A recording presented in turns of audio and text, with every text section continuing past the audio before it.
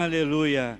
Antes de você sentar, se você quiser olhar para o lado, cumprimentar mesmo que à distância a pessoa que está aí, né, faz com os olhos, né, de repente você está de máscara, não dá nem para mostrar um sorriso, mas a gente sabe que você está sorrindo, ok?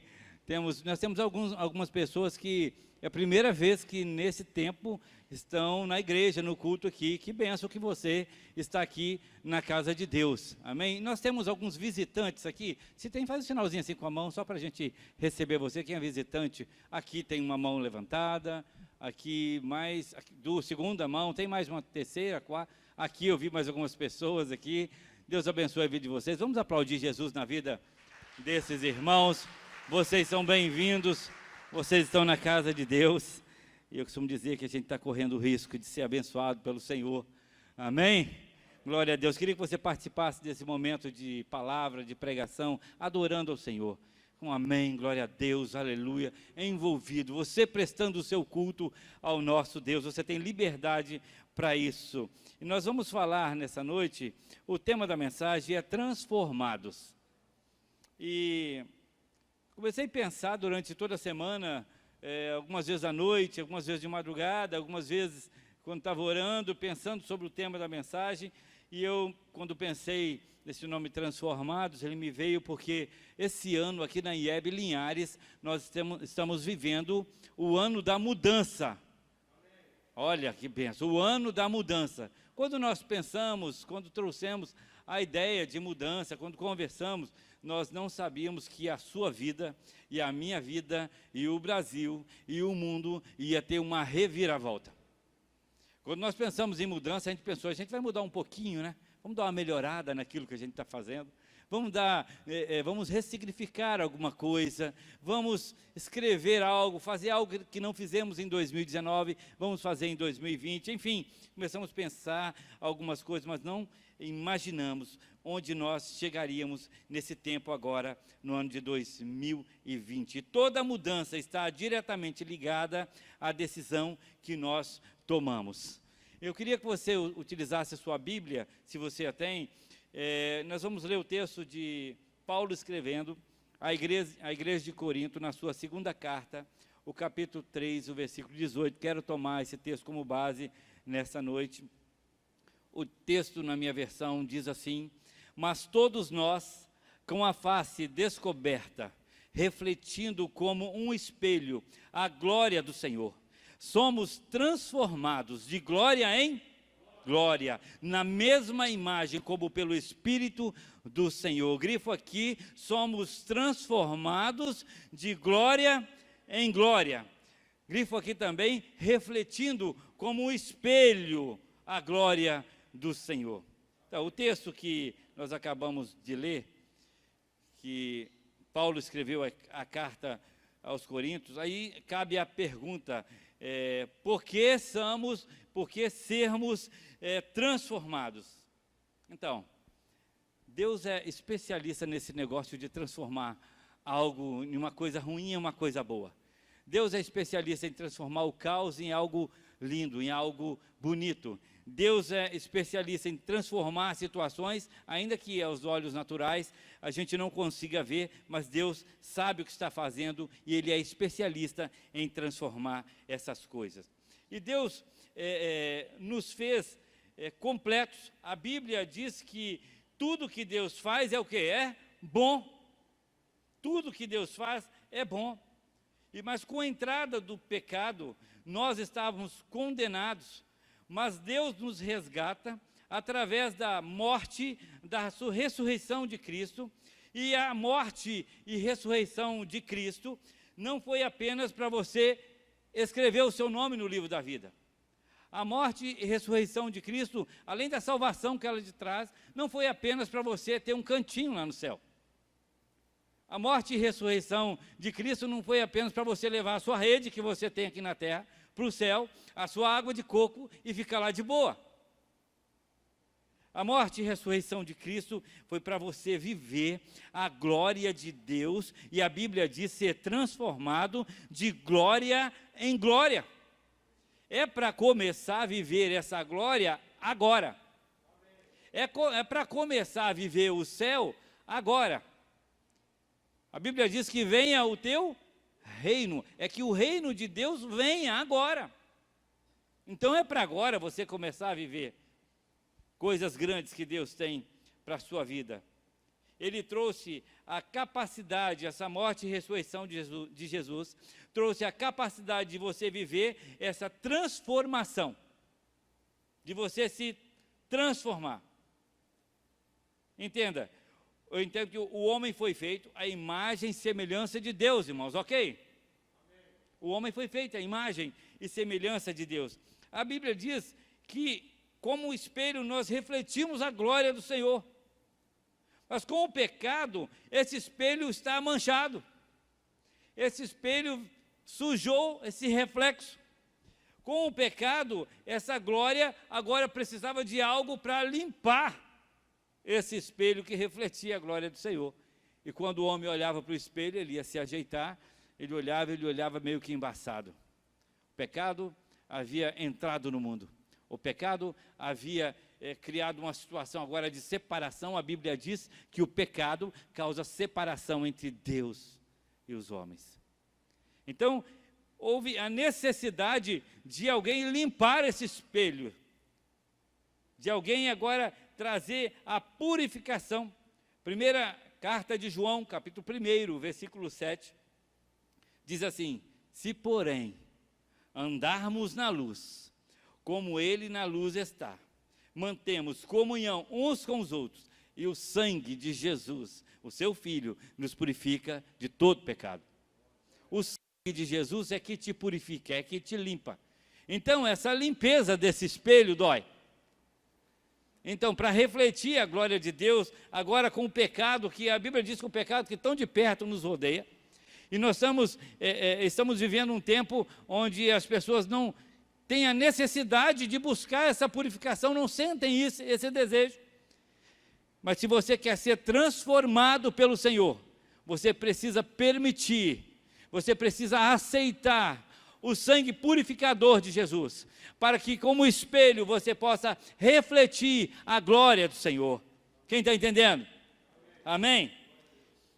Só que limpar esse espelho, irmão, dói. Dói um pouquinho. Limpeza, né? Tirar. Dói um pouquinho, 50%. Não, né? Ok, dói 100% mesmo. Mexer naquilo. Mexer em algumas coisas em nossa vida do passado, algumas coisas que o diabo traz à nossa mente de acusações. Mexer em algo que estava tão quieto, né? Estava tão... não queria mexer com isso, e quando a gente começa a ser moldado, começa a ser limpado, purificado, retirar algumas coisas, alguns pecados de estimação, retirar algo de nós que já nem percebíamos mais como um pecado, dói. Então vale dizer que somos transformados para a glória de Deus, e essa glória dói e dói mesmo. Muitas pessoas já tiveram experiência até chegar a essa estatura, de varão perfeito que a Bíblia diz, até chegar a esse ponto de refletir a glória de Deus, esse mover, essa limpeza, essa purificação, dói. As pessoas acham estranho e dizem, eu me decidi por Cristo e agora está complicado. Antes não parecia. Antes parece que estava tudo bem, e depois que eu me decidi por Cristo, e depois que eu comecei a buscar a presença do Senhor, comecei a orar mais, e alguns usam algumas expressões que dizem, quanto mais eu oro, ou quanto mais eu rezo, né, mais assombração aparece. Tem esse ditado aí fora. Enfim, a pessoa começa a se perguntar, mas por que agora que eu estou servindo a Deus, e é tanta coisa tão difícil, está doendo? É claro, a imagem que você refletia estava manchada, meu irmão. Tem que ser limpo, tem que ser purificado. Quem está entendendo? Amém? Então precisamos passar por esse processo, e esse ciclo começa quando você decide mudar. Essa transformação, esse novo ciclo na sua vida, quando você decide mudar, dá-se o início. Então, para ser transformado, primeiro, decida mudar. Nós temos um exemplo que eu gostaria de citar para vocês aqui, um exemplo que nós usamos durante a semana nos encontros de GCE, que são as nossas células. E nesse encontro, um dos exemplos que nós utilizamos no estudo está no primeiro livro de Reis, capítulo 17, o exemplo da viúva de Serepta. Era uma história de morte. Era uma história que o tempo em que ela vivia, um tempo de fome, um tempo de escassez. Então, Deus diz a Elias, vai a Serepta. E quando eu comecei a refletir sobre esse texto, e o homem de Deus, num tempo difícil, necessitando do cuidado do Senhor, então quando ele ouve a voz de Deus, Deus não diz para Elias, vai a Serepta, e lá eu já mandei os meus anjos prepararem tudo. Tem um empresário da cidade, tem um hotel, tem um resort lá, você pode passar uma semana lá, águas quentes, hein? De primeira, está tudo pronto para você. Mas ele envia Elias e fala assim, Elias, eu preparei uma viúva, ela tem um filho, e ela vai cuidar de você. Eu já falei com essa viúva. Quando você vai ler o texto, você fala, mas viúva no Antigo Testamento, e na igreja primitiva principalmente, era o alvo do cuidado da igreja. Viúva com filhos, quando tinha uma dívida, entregava até os filhos para pagar a dívida. Quando você olha para o contexto de uma viúva, e necessariamente de todas as viúvas que viviam uma necessidade, e que precisavam ser cuidadas, e quando você olha para esse texto, dessa viúva em especial, ela estava preparando a sua última refeição, e ela disse, eu estou preparando essa última refeição para o meu filho, para depois a gente morrer. Um ambiente de morte, onde havia necessidade de uma transformação. E o profeta disse para ela, olha, dá um pouco de água. E quando ela foi saindo, ele falou, espera um pouco, faz um bolo, faz um bolo de milho com goiabada, faz um bolo e traz, prepara para mim, faz primeiro para mim, depois você faz para os seus filhos. E acredite, meus irmãos, a última semente daquela mulher, ela podia olhar para o filho e dizer, filho, tem mais uma boca para comer, mas ela decidiu semear. A decisão dessa mulher é o que transforma toda a situação dela. E ela recebe uma palavra do profeta dizendo, nunca faltará a farinha na sua vasilha, nem o azeite na sua botija. Porque a mulher tomou uma decisão de fé. Então, se você quer ser transformado em um tempo complicado de crise como essa, tome uma decisão de fé. Amém? Você está entendendo? Tomar uma decisão de fé nesse tempo, a sua semente é de fé. Tomar uma decisão de fé, a colheita é exponencial, porque a semente é de fé, não é de sobra. Aleluia. E essa mulher foi abençoada pelo Senhor, porque no tempo de crise, ela transformou o ambiente de morte onde ela vivia, porque ela decidiu mudar. Talvez nessa noite, você que está me ouvindo aqui na igreja, você precise mudar algo na sua vida.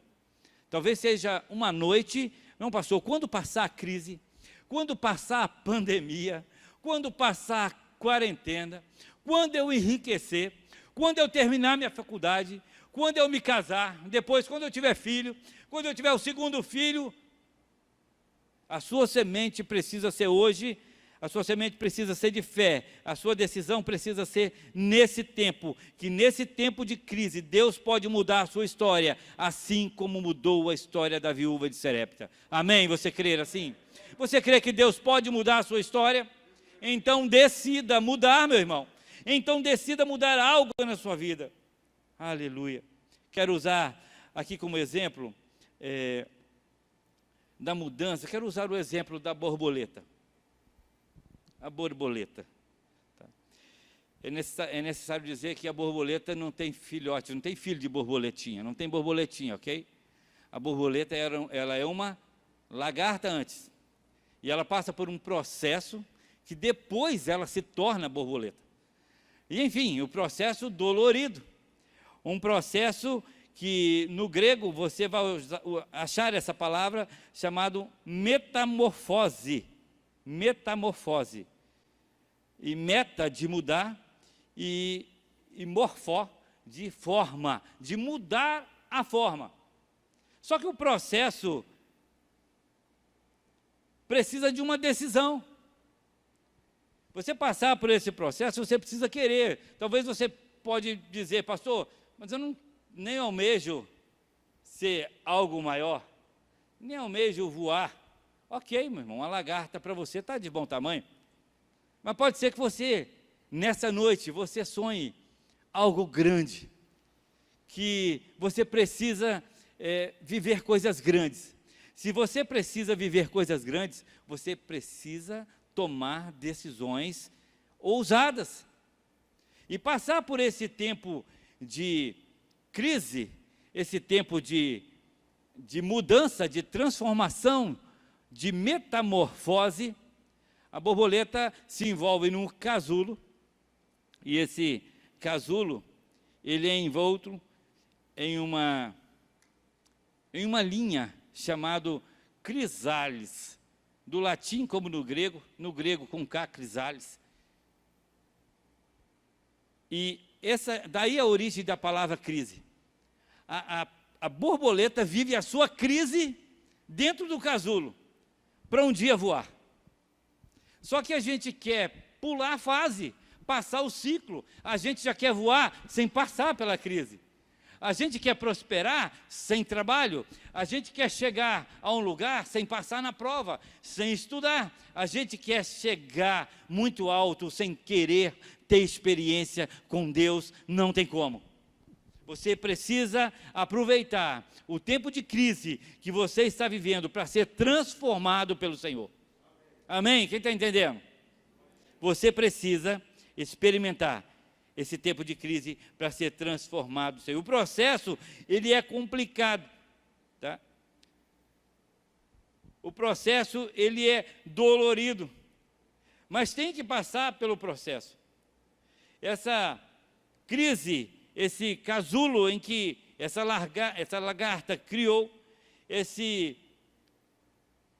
tempo, é o tempo de, mesmo sofrendo, no casulo apertadinho, louvar. Ainda que a figueira não floresça, e não haja fruto na vide, e o produto da oliveira minta. Todavia, está no casulo, está cantando, meu irmão. Está preso, está amarrado, está difícil, está complicado. Tem problema com os filhos, problema de desemprego, problema de falta, problema de tantas coisas. Você canta, você está apertado, você olha para a família, não vê nenhuma, não tem nenhuma expectativa que algo vai mudar. Mas você sabe que Deus está trabalhando no tempo da crise. Você sabe que você está no casulo. E você não vai ficar lá para sempre. Algumas espécies de lagartas, até se transformar em borboleta, passam um ano. Mais de um ano, às vezes, dentro de um casulo. Algumas espécies demoram um tempo maior. Outras um tempo bem rápido, mas outras um tempo bem maior. No casulo é a hora de você aprender a adorar o Senhor. Na hora de você estar na crise, de você saber, de você viver coisas grandes que o Senhor tem para você. Quando você olha a crise, você fala, o que eu vou fazer? Para Deus, é o lugar, é a hora, é o tempo propício para a bênção dele ser derramada. Ele olha para corações e quer saber se nesses corações há uma decisão de mudança. Aleluia, glória a Deus, aleluia. Algumas crises, algumas pessoas enfrentam crise familiar. Eu quero trazer o exemplo aqui de José e seus irmãos. A crise em que José entrou. José tinha mais 11 irmãos, por parte de pai e mãe, só tinha mais um irmão, mas os outros irmãos apenas por parte de pai. As mães eram diferentes, havia um ciúme, havia uma luta, uma briga entre os irmãos, uma inveja, e que venderam José. Depois José foi vendido como escravo, foi preso, um tempo de crise familiar. Só que no final da história, depois que José passa por esse tempo, Final da história de José, quando os irmãos necessitam da ajuda do Egito, a pessoa responsável em ajudar era o irmão, e eles não conheciam José, passado tantos anos. José, em Gênesis 45, versículo 3 e 4, José diz assim para os seus irmãos: agora chegai-vos a mim. E chegaram-se. Então disse: eu sou José, o vosso irmão. Aleluia, deixa eu buscar aqui novamente. Eu sou José, o vosso irmão. E eles não conheceram a José e ficaram olhando para José como que, será? Depois, é o José que nós tentamos, é o José que nós tentamos tirar a vida, é o José que ficou tanto tempo longe de nós. E ele disse: a quem vocês venderam para o Egito? E ele termina a fala dizendo o seguinte, para eles ficarem tranquilos, porque a conservação da vida estava nas mãos dele, porque Deus tinha dado. E ele diz assim: Deus que me enviou adiante de vocês. O que vocês estavam vendo como crise, Deus estava trabalhando. O que vocês viam sem saída, Deus estava nesse negócio. E quando nós olhamos tantas crises familiares, a gente não entende, porque em tantas crises, a gente depois compreende, olha para trás e vê como Deus agiu em determinada situação. Outras crises que acontecem são crises emocionais. Quando você olha para a história de Elias, Elias era um homem de muita fé, Elias era um homem de muita coragem. E Elias também passou o seu tempo de crise emocional. E no seu tempo de crise emocional, Elias está numa caverna e precisou ser sustentado pelo Senhor. E ele, em algum momento, ele chegou a pedir a morte, mas Deus em todo o tempo estava preparando algo para Elias visualizar algo maior. E Elias, em um tempo, está numa caverna e Deus pede para ele sair da caverna. E olha, na crise emocional, muitas pessoas têm entrado numa caverna. E a caverna, às vezes, é o quarto. A caverna, às vezes, é algo interior, onde as pessoas não querem compartilhar nada. E vivem as suas crises existenciais, e começam a viver nesse tempo de crise, sem expectativa de futuro, sem expectativa de viver o milagre de Deus. Mas durante a crise, creia, Deus fará um milagre. Deus levou Elias a um lugar maior e compreender que ele não estava sozinho. Existem ainda, Elias, mais 7.000 que não se dobraram a outros deuses. Ei, meu irmão, você não está sozinho. Busque ajuda. Durante a crise, não pare. Durante a crise, não murmure. Durante a crise, seja generoso. Durante a crise, abençoe alguém. Sério, pastor, que eu estou ouvindo isso? Um tempo desse. Meu irmão, é nesse tempo que Deus quer te transformar. E Ele está usando esse tempo para mexer com você, para mexer com o seu interior, para falar com você. Após a crise, eu creio que você vai voar voos mais altos, amém? Após passado esse tempo, você vai deslumbrar coisas grandes, amém, para a sua vida? Só alguns pegaram, tá? Um tempo de crise, Deus vai fazer algo grande na sua vida, amém, irmão? Glória a Deus, vai pegando aí, vai participando. Aleluia. É hora de você, após a crise, voar. E quem olha para uma borboleta que estava voando, não sabe por onde ela passou. Quem olha para as pessoas, e eu gostaria que você até ficasse atento a isso, porque você precisa comemorar aquilo que Deus fez. Você precisa comemorar a sua vitória, porque você vai passar. Você precisa de um culto de ações de graça ao Senhor, por tantos benefícios que Ele tem feito. Você precisa dizer para as pessoas: Deus fez isso comigo, Deus abriu a porta. Enfim, você precisa comemorar. Mas cuidado com os invejosos gospel. Aqueles que falam: olha lá, agora está namorando. A irmã não namora, a amiga arranjou um namorado. Ai, meu Deus do céu. Ou casou, comprou um carro,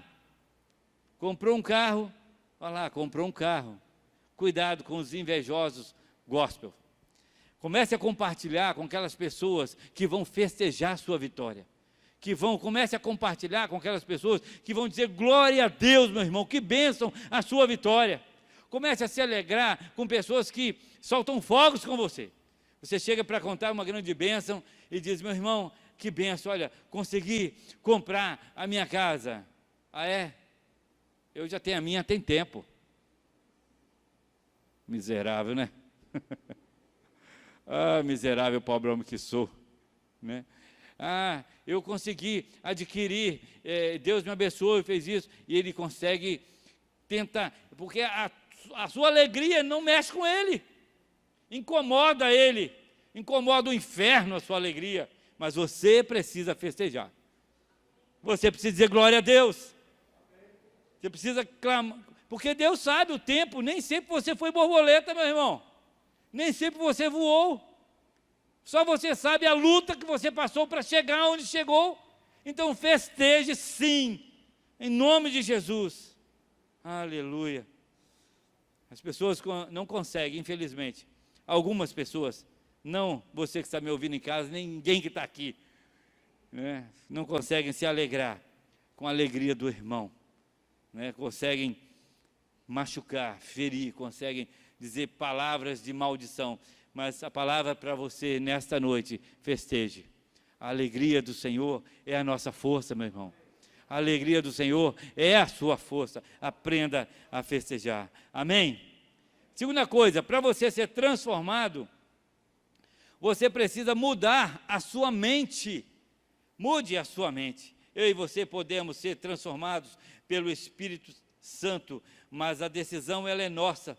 Se você quer mudar a sua mente, eu quero usar alguns textos da palavra de Deus, quero usar como exemplo aqui o apóstolo Paulo, tá? Que antes de ter o encontro com Cristo, era um homem totalmente ligado a padrões da sua época, sua mente era religiosa, por uma causa religiosa ele perseguia, por uma causa religiosa ele prendia os crentes daquela época, por uma causa religiosa ele assinou morte de alguns crentes daquela época, mas depois de ter um encontro com Cristo, ele passa por uma mudança na sua mente.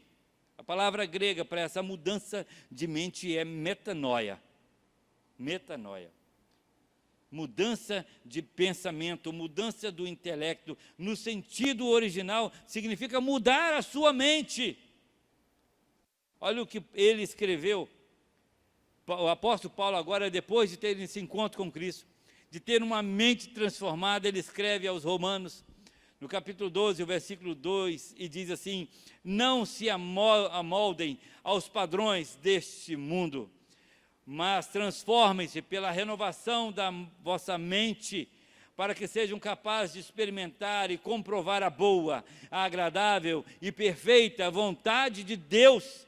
Uma mente transformada, ele não anda segundo os padrões do mundo, mas ele diz: transforme-se. Ele está dizendo, a decisão é sua.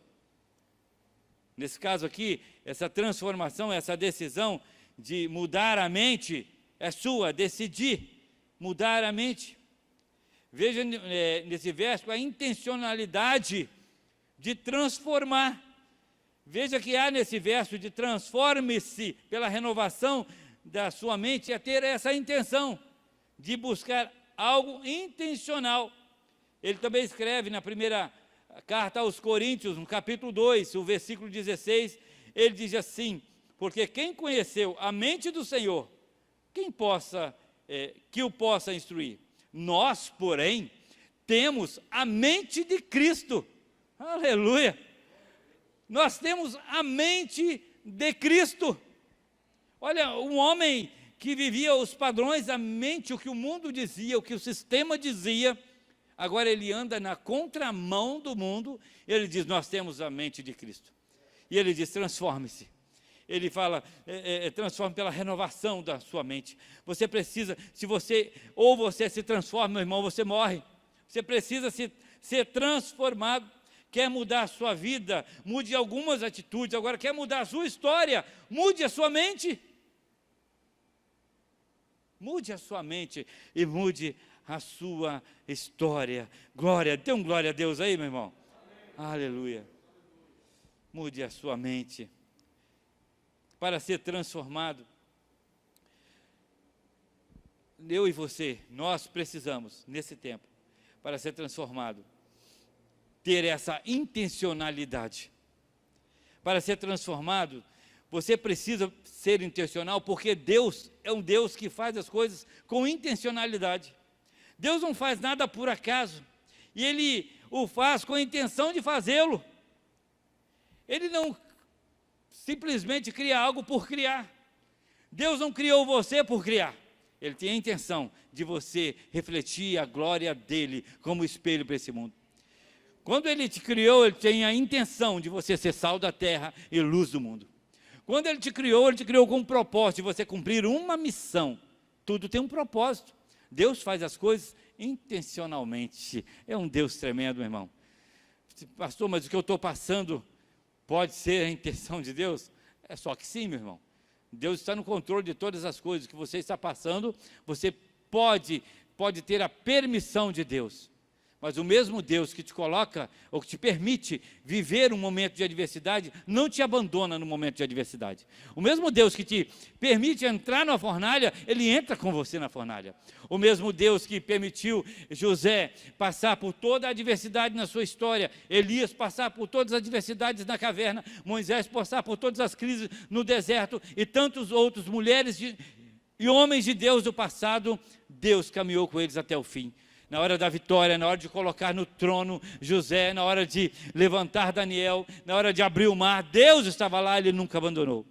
Se você está sendo transformado, creia, Deus está nesse negócio, meu irmão.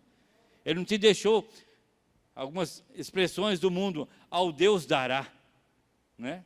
Expressões mundanas. Ele não te deixou assim, de qualquer maneira, em qualquer lugar. Ele tem um propósito na sua vida. Você precisa decidir, e você precisa ter intencionalidade. Amém ou não amém? Quando a terra estava sem forma e vazia, a Bíblia diz que Deus olhou e viu a terra sem forma e vazia, o Espírito do Senhor pairava sobre a face das águas. E o que é uma terra sem forma e vazia? É o caos. É algo difícil, algo tremendo, algo sem jeito. Que consegue imaginar esse planeta sem forma, vazio, sem nada?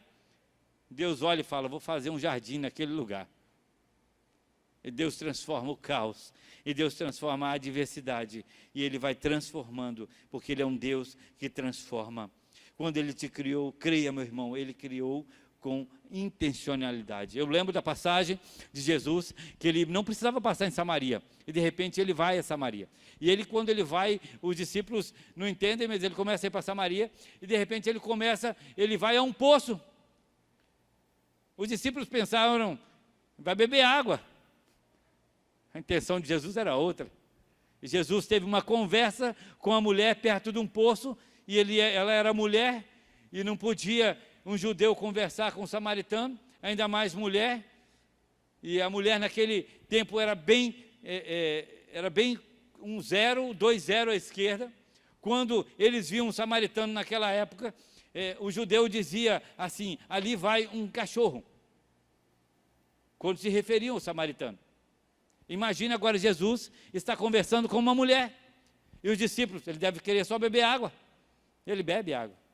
Ele pede, dá para dar um pouquinho de água para euzinho aqui? Uai, sou. E ela traz, como pode você, um judeu, me pedindo água? Eu sou uma mulher, e sou samaritana. E os samaritanos não se conversam. Então os judeus, de repente, pensaram, sim, a intencionalidade de Jesus é criar um perdão, já que há quase 600 anos, os judeus não se comunicam com os samaritanos, e eles têm essa rixa. Quando eles vêm numa calçada, o judeu passa para outra, e o samaritano para outros, e eles não se falam. Então, Jesus foi intencional. Então, de repente, Ele agora está criando um meio, e agora vai haver um grande perdão, vamos orar e vamos fazer um churrasco aqui. A água já tem, vamos fazer um suco. Enfim, Jesus tinha outra intenção. Jesus é intencional, meu irmão. Você precisa fazer as coisas com intencionalidade. Então Ele diz para a mulher assim, se você soubesse quem é que está te pedindo água, você me pediria água. Aleluia. Gente, que lindo Jesus falando com essa mulher. A esperança chegando para a vida daquela mulher. Uma mulher que havia 5 maridos, e o que ela tinha não era dela. Uma vida totalmente emocional destruída, e agora chega a vida para aquela mulher. E quando Ele olha para aquela mulher, se você soubesse quem é que está te pedindo água, você me pediria água, e eu te daria uma água, você nunca mais teria sede. E a água que eu vou te dar, ela vai fluir dentro de você como uma fonte, e você vai jorrar.